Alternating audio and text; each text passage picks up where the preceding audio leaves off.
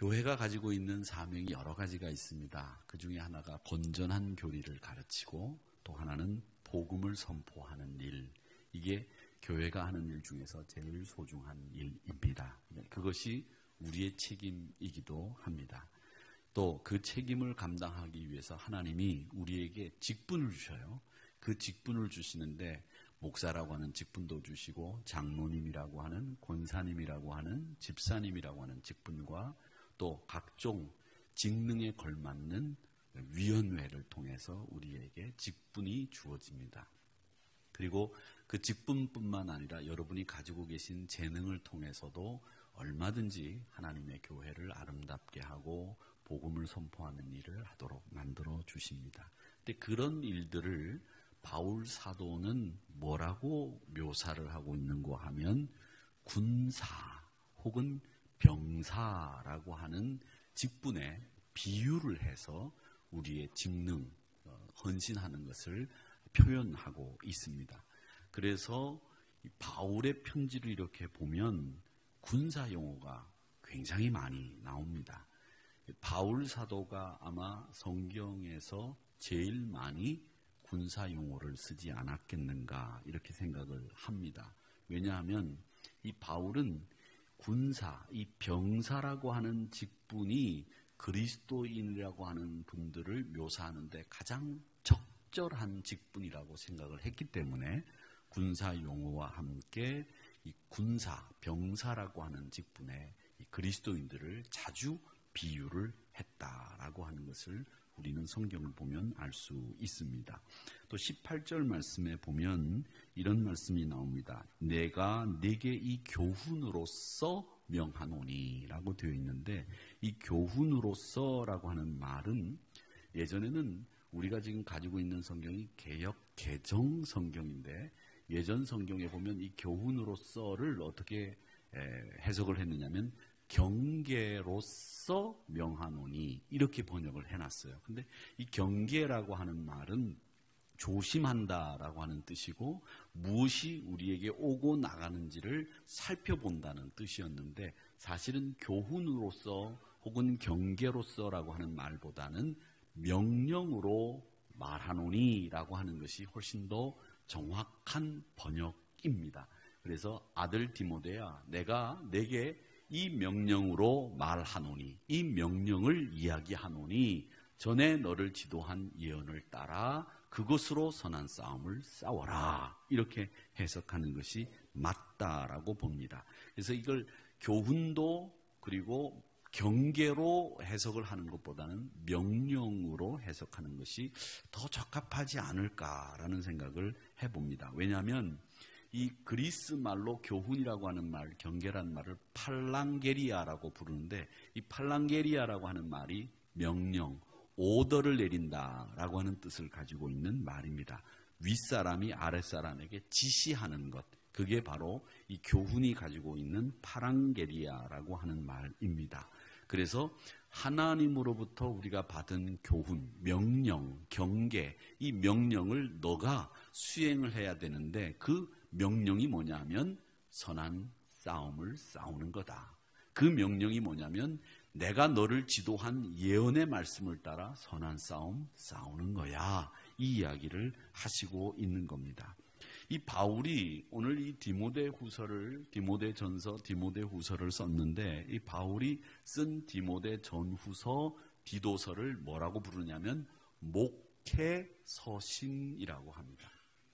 목회서신이라고 하면 목회를 하는 자신의 영적인 아들인 디모데에게 보내는 편지로 목회서신 이렇게 부르는데 이 바울이 굉장히 사랑했던 교회가 에베소 교회입니다. 여러분들이 가장 사랑하는 교회가 어떤 교회입니까? 하누리 교회. 바로 그냥 답이 나오시는데 여러분이 가장 사랑하는 교회가 어디냐 그랬더니 하누리 교회로 바로 나오는데 하누리 교회입니다.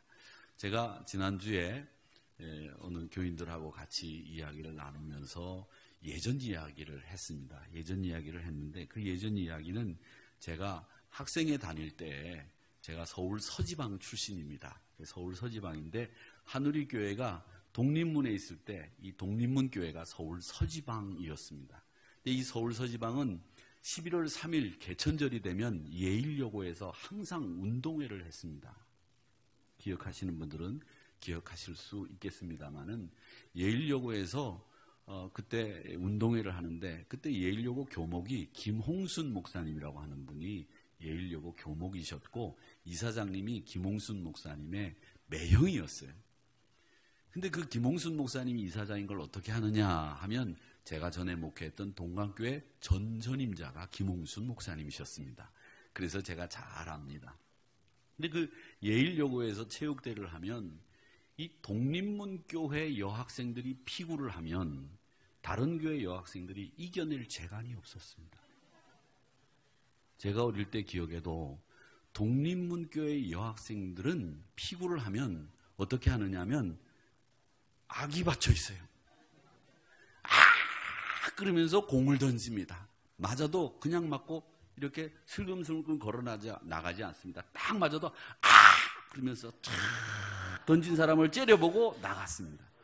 그래서 독립문교회를 이기는 건 거의 불가능하다 생각을 했고 피구를 하면서 독립문교회와 만나면 졌다. 독립문교회한테 졌다. 이미 이런 마음을 먹게 하는 그런 강하고 그런 능력이 있는 이 피구의 가장 강자, 또 다른 배구도 마찬가지고 제일 강자가 어느 교회였느냐? 독립문교회였습니다. 근데 지금 그 정신을 우리 여학생들이 가지고 있느냐 하면 별로 가지고 있는 것 같지 않아요. 저는 체육대회를 나가서 질 땐 지더라도 악을 쓰고 끝까지 하는 거를 저는 바랍니다. 아무리 잘해도 똥 맞고 공이 날라와서 맞아가지고 맞았네? 죽었나 보다? 이렇게 나가면 그 사람은 저는 못마땅해요. 못하더라도 공이 날라오면 악착같이 받으려고 하고 눈을 부릅뜨고 하다가 자기에게 공을 던진 사람이 있으면 어떻게 하고 나간다? 째려보고 나가는 거예요. 이게 피구를 이기는 방법 중에 하나입니다. 우리 독립문교회는 제가 문화촌교회를 다니면서 그 체육대회를 할 때마다 보는 그 독립문교회 학생들과 청년들은 그런 청년들이었다는 거죠. 그런 전통이 사라져서는 안 됩니다.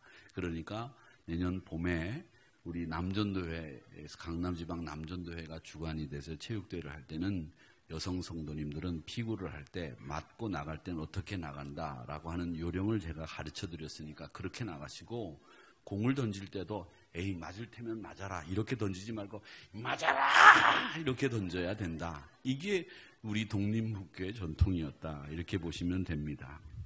그렇게 이야기하는 이유는 뭐냐면 그만큼 교회에 대한 애착이 있었기 때문에 운동을 하나 하더라도 교회 이름으로 할 때는 악착같이 했다라는 겁니다.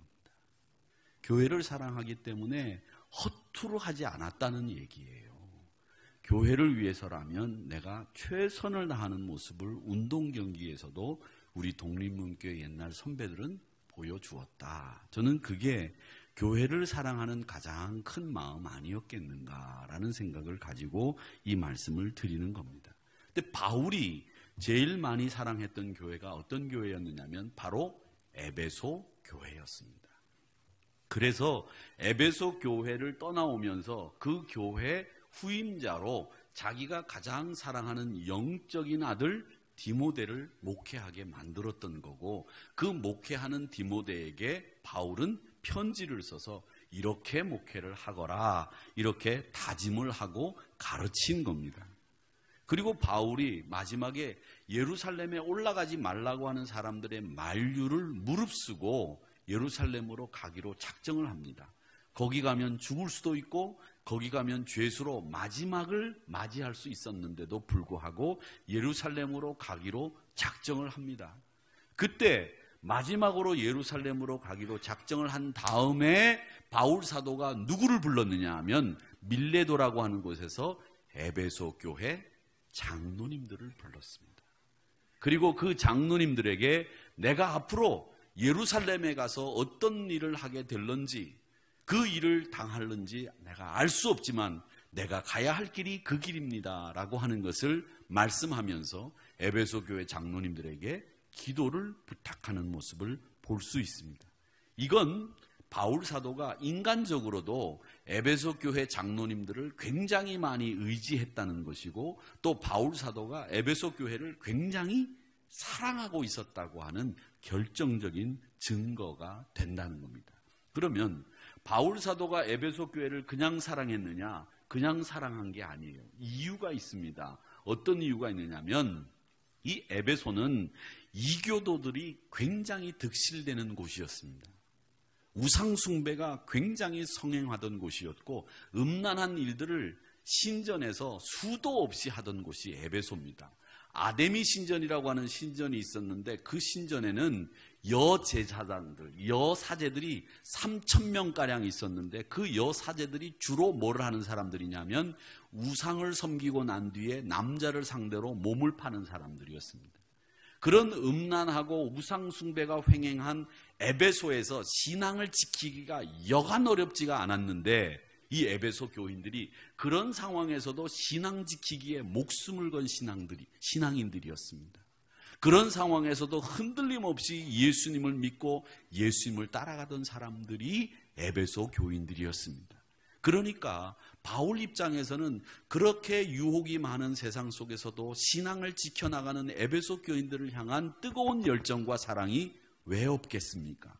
그래서 에베소 교회를 사랑하고 에베소 교회를 정말 기특하게 생각을 했기 때문에 거기서 목회를 한 디모데에게도 목회를 잘할 수 있도록 지침을 써내려간 디모데 전후서를 썼다라고 하는 겁니다. 그러면서 바울 사도가 디모데에게, 에베소 교인들에게 하는 말이 뭐냐면, 너희들은 하나님께서 모집한 병사들입니다. 하나님께서 모집한 군인들입니다. 그렇기 때문에 그 군인으로서 여러분들이 해야 될 일이 뭐냐라고 하는 이야기를 디모데후서 2장 4절에서는 이렇게 이야기를 합니다. 여러분, 병사로 복무하는 사람은 자기 생활에 매이는 사람이 아무도 없습니다. 왜 그러냐면 병사로 모집한 사람을 기쁘게 해드리는 것이 병사의 본분이기 때문에 병사로 모집한 분을 기쁘게 해드리는 일을 하십시오라고 하는 말씀을 디모데후서 2장 4절에서 하는 이유가 바로 이런 뜻이었습니다. 그래서 디모데에게도 영적인 병사로서 치열한 싸움터에서 선한 싸움을 싸워야 된다라고 하는 이야기를 했고, 이 선한 싸움을 하는 디모데에게 뭘 얘기하느냐면, 무엇보다도 네가 선한 싸움을 하기 위해서 한 가지 확신해야 되는 것이 있다. 그게 뭐냐면 하나님이, 예수님이 너와 함께 하신다라고 하는 것을 확신해라, 이 이야기를 하고 있는 겁니다. 사랑하는 성도 여러분, 선한 싸움을 싸우는 데 있어서 가장 여러분들이 확신해야 될 일이 있는데, 그게 뭐냐면 하나님이, 예수님이 여러분과 함께 하신다는 사실입니다. 이 확신을 가지고 있어야 선한 싸움에서 이길 수 있는 거예요. 이 확신이 없으면 선한 싸움을 싸울래야 싸울 수가 없는 거예요. 그러기에 여러분, 무엇보다도 선한 싸움, 주님과 함께, 하나님과 함께 싸우시는 여러분들이 되시기를 주의 이름으로 축원합니다. 군인 복무규율이라고 하는 게 있어요, 우리나라도. 근데 그 복무규율 강령에 보면 첫 번째가 국군의 이념이라고 하는 게 있더라고요. 근데 국군의 이념 첫 번째가 뭐냐면 이런 말로 되어 있습니다. 국군은 국민의 군대입니다. 국가를 방위합니다. 그리고 자유민주주의를 수호하고 조국 통일에 이바지함을 그 이념으로 한다. 이렇게 강령의, 복무규율 강령에 첫 번째로 그렇게 나와 있어요. 여러분, 군인은 이 국민들의 군대이고요, 군인은 이 나라를 수호해야 되고, 군인은 이 나라의 질서와 체계를 지켜내야 되고, 군인은 우리나라의 궁극적인 영토인 통일을 이룰 때까지 이바지해야 되는 사람이 군인이다 라고 하는 것을 복무규율 강령 첫 번째 적고 있다라는 겁니다. 즉 이 말은 뭐냐, 나라에서 나를 불렀기 때문에 그 나라를 기쁘게 하고, 국민들을 위해서 내가 부름을 받았기 때문에 내가 국민들을 위해서 헌신하고, 그리고 내가 국민의 군대로서 내 책임을 감당하겠습니다 라고 하는 규율이에요. 이 규율에 의해서 우리가 군대를 갑니다. 군대를 가는 거예요. 그런데 왜 남자만 가느냐? 여자도 가야 됩니다. 이렇게 얘기하는 분들이 있어요. 여자분들이 이 말을 듣고 난 뒤에 여자가 왜 가요? 이렇게 얘기하는데 다른 나라는 이스라엘은 여자도 군대 가요. 남자도 군대 가요. 근데 우리나라는 여자분들이 군대를 안 가잖아요. 그러니까 남자들이 군대 가고 난 뒤에 고무신을 거꾸로 신고 간다는 거예요. 우스갯소리로 제가 실없는 소리를 했지만 이런 일들을 위해서 군인으로서 나라를 기쁘게 하는 일을 하는 것입니다. 마찬가지예요. 이 이야기를 바울 사도가 하는 이유는 우리가 우리를 모집하고 우리를 부르신 하나님을 기쁘시게 하고 내가 지켜내야 되는 하나님 나라, 내가 확장해야 되는 하나님 나라를 위해서 나는 선한 싸움을 싸우는 사람이다 라고 하는 것을 일식시키고 주지시키기 위해서 바울 사도가 디모데에게 그 이야기를 하는 겁니다. 너희는 선한 싸움을 해야 되는 사람들이다 라고 하는 것을 이야기하는 겁니다. 자, 그러면 선한 싸움이라고 하는 것은 뭐냐? 여러분, 선한 싸움을 어떤 분들은 쉽게 생각을 하세요. 선한 싸움이면 예수님 안에서 싸우는 게 선한 싸움이다. 단지 그렇게 생각을 하시거나 또 선한 싸움은 세상 사람들이 싸우는 자기 이권을 놓고 싸우는 거하고 다른 것이 선한 싸움이 아니겠느냐 이렇게 간단하게 생각하시는 분들이 있는데 먼저 선한 싸움은 영적인 싸움입니다. 한번 따라해 보시죠. 영적인 싸움. 이게 선한 싸움의 첫 번째 특징이에요. 선한 싸움은 말 그대로 선한 싸움인데 우리 그리스도인들이 싸워야 되는 영적인 싸움이에요. 그리고 이 선한 싸움의 가장 중요한 핵심은 뭐냐면 나와의 싸움입니다. 다른 사람과의 싸움이 아니에요. 선한 싸움을 다른 사람과 싸움이라고 생각하면서 여러분들이 오해를 하시면 안 돼요. 선한 싸움의 제일 중심은 뭐냐면 바로 내가 하나님의 말씀에 얼마나 순종할 수 있는가, 내가 얼마나 하나님의 말씀대로 사는가, 이걸 가지고 싸우는 게 선한 싸움의 가장 중요한 포인트예요. 믿음을 가지고 사는 사람들이 제일 힘든 일이 뭐냐? 마귀와 대적하는 일이 힘든 것 같으세요? 마귀와 대적하는 일보다 더 힘든 일이 뭐냐면 불의와 대항하는 일이 더 힘든 일인 것처럼 생각하지만 정말 힘든 싸움은 뭐냐면 내가 말씀대로 살 수 있느냐 말씀대로 살 수 없느냐, 이 싸움이 제일 힘든 싸움이에요. 그렇기 때문에 이 영적인 싸움에서 이기는 그 포인트는 내가 말씀대로 살 수 있는지 말씀대로 살 수 없는지, 순종할 수 있는지 없는지, 이 싸움이 선한 싸움의 제일 핵심이라고 하는 겁니다. 우리가 전도하는 것도 내가 하나님의 말씀에 순종해야 가능한 거예요. 내가 예배를 드리는 것도 하나님의 말씀에 내가 순종해야 가능한 것이고요. 내가 헌신하는 것도 하나님의 말씀에 순종해야 헌신할 수 있는 거고요. 그 순종에 의해서 헌신하고 순종에 의해서 예배를 드리는 그 예배가 진짜 예배지, 사람에게 보이려고 하는 동기로 예배를 드린다면 하나님은 그걸 아실 거예요. 헌신하는 것도 사람에게 보이려고 한다고 한다면 그건 순수한 헌신이 아니죠.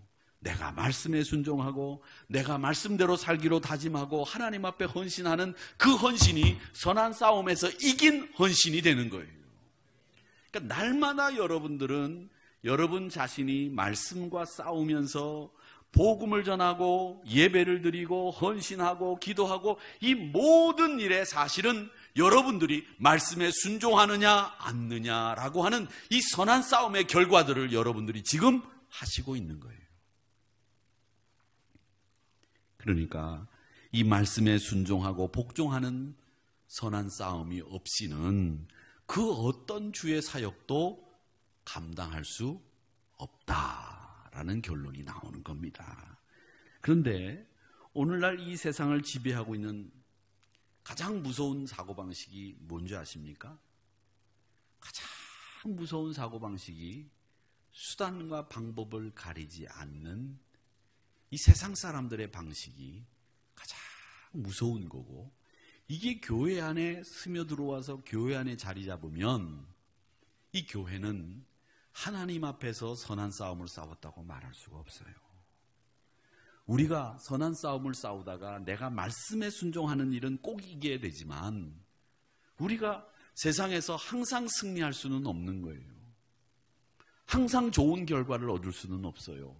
그런데 좋은 결과는 얻을 수 없다 손치더라도 내가 하나님의 말씀에 철저하게 순종하겠다고 하는 생각을 가지고 일을 하다가 낭패를 봤다면 하나님은 그래, 너는 선한 마음을 가지고 선한 싸움을 싸웠기에 잘했다 칭찬하실 거예요.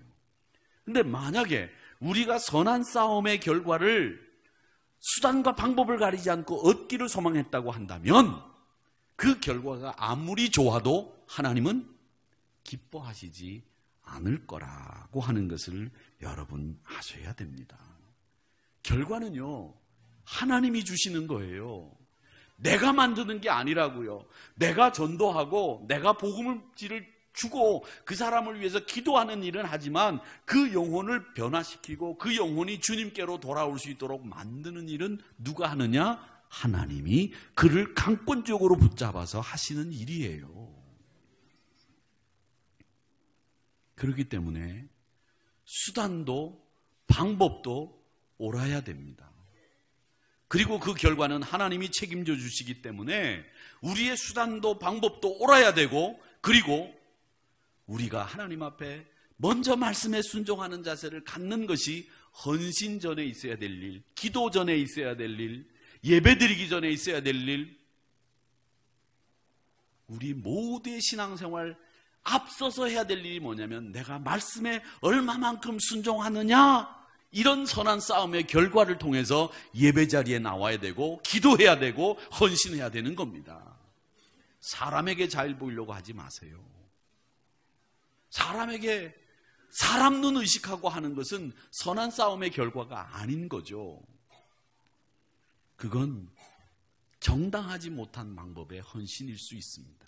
그렇기 때문에 이 수단과 방법조차 그런 방법을 쓰면서 결과만을 추구하는 이상한 세상 풍조에 휩쓸리지 말고 이 선한 싸움에서 승리하는 저와 여러분이 되시기를 주님의 이름으로 축원합니다.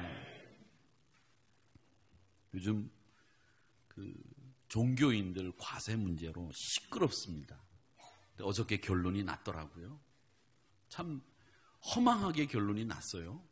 그런데 그 이야기를 가지고 목사님들도 세금을 내보지 않겠다고 이런 방법을 쓰고 저런 방법을 쓰겠다라는 이야기들을 할 때 제가 참 듣기도 미안하고 송구스럽고 좀 비감하더라고요. 왜 그렇게 당당하지 못한지 모르겠어요. 내라 그러면 내면 되잖아요. 안 그래요? 세상은 그렇게 복잡하게 살 필요 없어요. 간단하게 살면 돼요. 내라 그러면 내고, 누라 그러면 눕고, 가라 그러면 가고, 그러면 되잖아요. 안 그렇습니까? 제가 잘못된 건가요? 아니에요. 저는 그렇게 생각합니다. 간단한 거예요, 세상은. 근데 뭘 그렇게 많이 머리를 쓰려고, 편법을 쓰려고 하는지 모르겠어요. 물론 정당한 방법, 그리고 우리가 어떻게 해서든지 그것이 옳게 가야 된다고 한다면 우리가 그런 방법을 취하는 것은 맞지요. 그런데 여러분, 내라 그러면 내는 거고요. 내지 말라 그러면 안 내는 거고요. 하라 그러면 하는 거고요. 간단하게 살자고요. 예수님이 말씀하실 때 너희들이 해라 그러면 말씀대로 하면 그만이에요. 근데 그걸 안 하려고 하니까 편법을 쓰는 거고 머리를 쓰는 거고 꾀를 부리는 거고 신앙이 침체되는 거예요.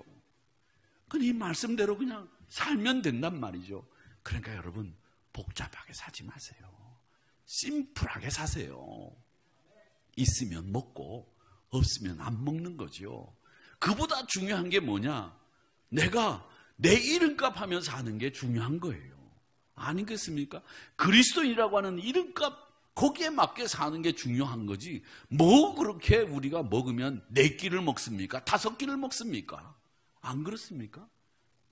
김치하고 계란 후라이하고 김하고 된장만 있으면 되지. 뭐 그렇게 많이 먹으려고 그래요? 에? 더 먹으려고 그러면 가끔 우리 장로님들한테서 고기 한번 사달라고 떼쓰면 안 사줄 장로님이 여기 계셔요? 안 계시다고. 내가 먹을 시간이 없어서 그렇지. 이상한 세상 풍조에 휩쓸리지 맙시다. 선한 싸움 싸우는 건 내가 말씀에 먼저 순종하는 자세, 그게 모든 신앙의 동기가 되어야 된단 말이죠. 그래서 바울 사도가 우리에게 선한 싸움을 싸우는 디모데가 되거라, 이렇게 말씀하시는 거예요. 그렇게 선한 싸움을 싸우려면 어떻게 싸워야 되느냐? 여기 방법이 나와요. 18절 말씀을 한번 읽어보겠습니다. 18절 말씀, 노랗게 되어 있는 말씀을 한번 읽어보세요. 시작. 전에 너를 지도한 예언을 따라. 선한 싸움을 싸우는 방법이 다른 게 아닙니다. 전에 너를 지도해 주었던 예언을 따라 선한 싸움을 싸워라 라고 하는 말입니다. 이 말씀을 전할 때 이 상황이 어떤 상황이었느냐 하면, 이 말씀을 전할 때 초대교회 상황, 바울이 디모데에게 편지를 쓸 때 그 상황이 어떤 상황이었느냐면, 교회를 위협하는 두 가지 이단이 있었어요. 그 이단 중에 한 가지가 뭐였느냐면 유대교에서부터 출발한 율법주의가 있었습니다. 그 율법주의가 계속 교회를 공격했어요. 그러니까 그 율법주의의 교인들이 목사가 현혹될 수 있는 상황에 빠져 있었던 거죠. 그 율법주의라는 게 뭐냐면, 너희들이 예수를 믿음으로 구원을 받을 수 있느냐? 아니다. 할례도 받아라. 모세의 계명도 지켜라. 율례도 지켜라. 이거거든요. 이런 이야기가 계속 교회에 들어오면서 공격을 해오니까 사람들도 마음이 흔들리기 시작한 거예요. 야, 정말 그런가? 이런 상황에서 바울 사도가 뭐라고 얘기했느냐면, 디모데야, 그런 말 듣지 마라. 내가 너를 지도한 예언, 그 말씀을 따라 선한 싸움 싸워야 돼. 이렇게 이야기하는 거예요. 또 하나의 사조는 뭐였느냐면 영지주의라고 하는 이단이 있었습니다.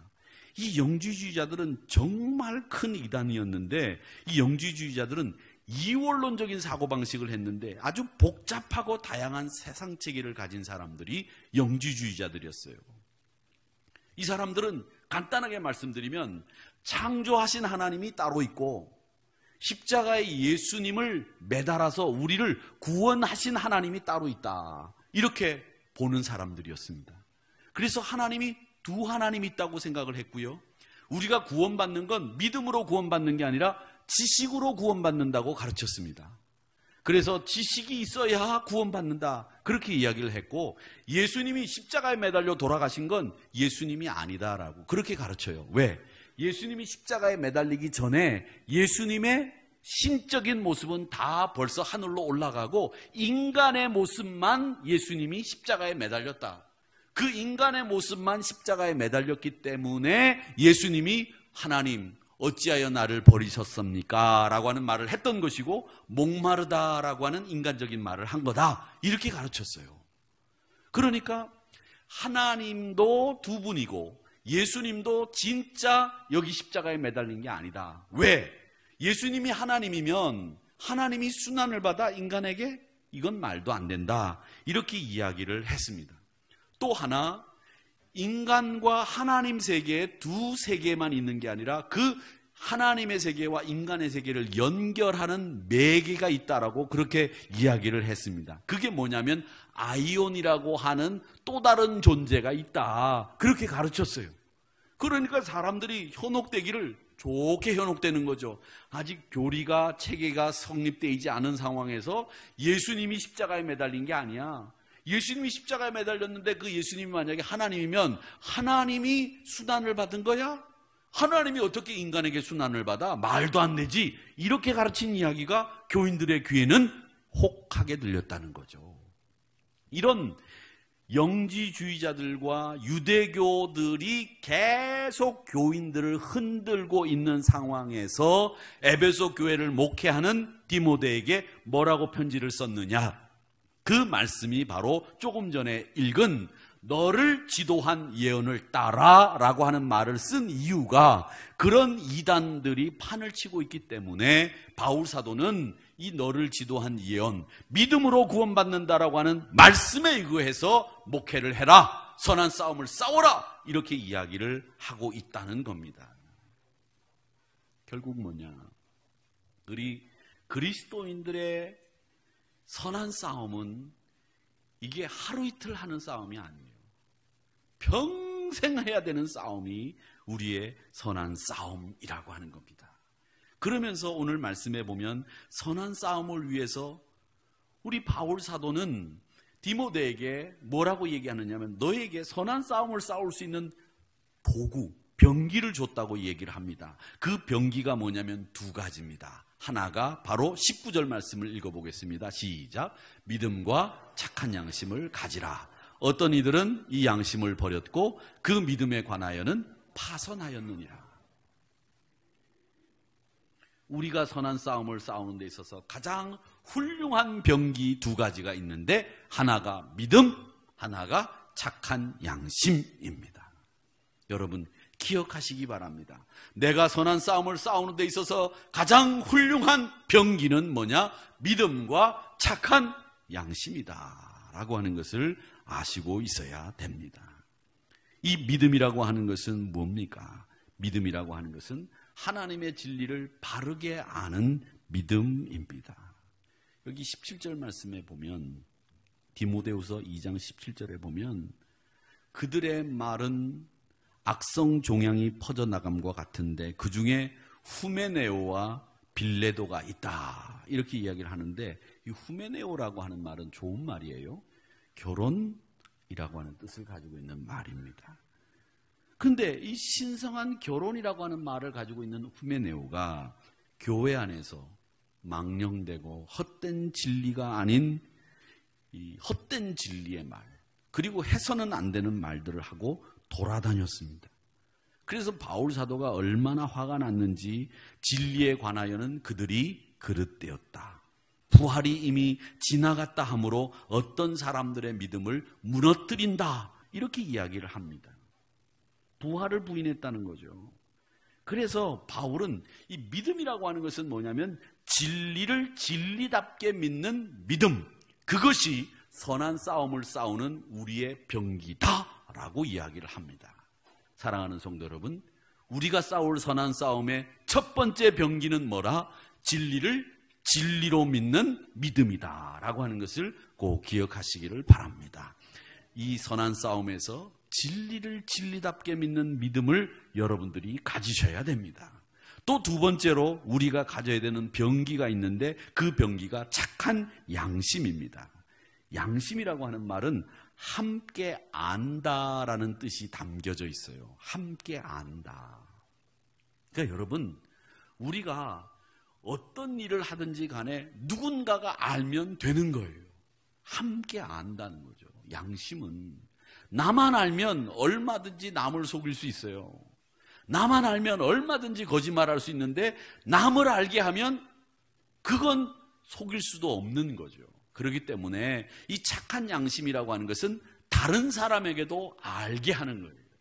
그래서 목사가 어디를 가든지 나는 어디 간다라고 이야기를 하고 다녀야 한다 하는 것을 저는 배웠어요. 그래서 제가 어디 갈 때 누구든지 만나면 내가 지금 어디 간다 얘기를 해놓고 가는 겁니다. 심지어는 어디를 간다 할 때 사사로운 것까지 이야기를 하는 게 맞다는 거예요.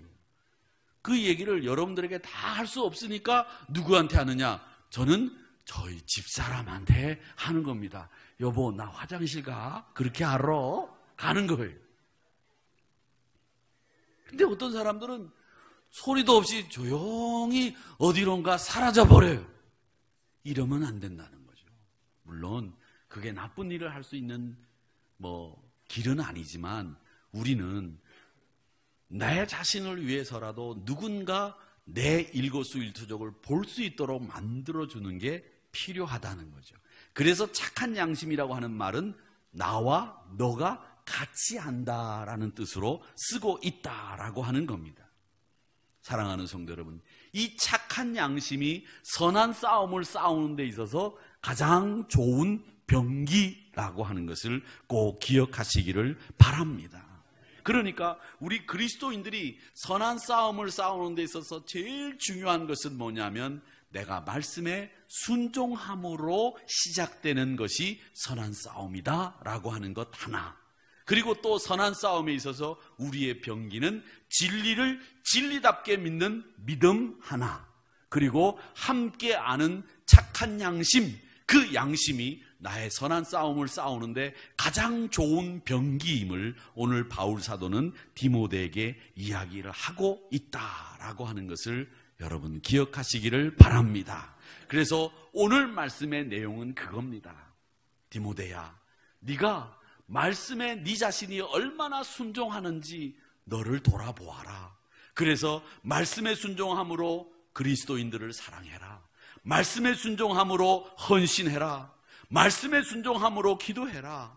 말씀에 순종함으로 내가 봉사할 때 그 봉사가 정말 하나님이 기억되는 봉사가 된다. 그 선한 싸움을 싸우기 위해서 너에게 두 가지 무기를 주는데 그 두 가지 무기가 진리를 진리답게 믿는 믿음이 하나이고 또 함께 아는 착한 양심이 무기의 또 하나이다. 그걸 가지고 너 선한 싸움을 내가 지도한 예언을 따라 싸워 이기거라. 이 말씀이 오늘 말씀의 주된 내용입니다. 그러기에 오늘 사랑하는 하누리 성도 여러분, 여러분 모두는 선한 싸움에서 승리하시기를 축원합니다. 지지 마시기 바랍니다. 저는 지는 거 별로 좋아하지 않습니다. 질 땐 지더라도 끝까지 공에 맞아서도 나갈 때 째려보고 나가고, 공을 던질 때는 소리를 내면서 던져서 그렇게 이겨보려고 할 때에 질 땐 져도 그게 마땅하다는 거예요. 제가 그게 제일 답답한 거예요. 야, 체육활동도 저렇게밖에 못하면 믿음의 싸움도 저렇게 할 텐데, 이런 생각이 들 때가 많아요. 젊은 사람들 그렇게 싸우지 마시고 선한 싸움을 눈을 부릅뜨고 싸워서 이기시는 여러분이 되시기를 주님의 이름으로 축원합니다. 아버지 하나님,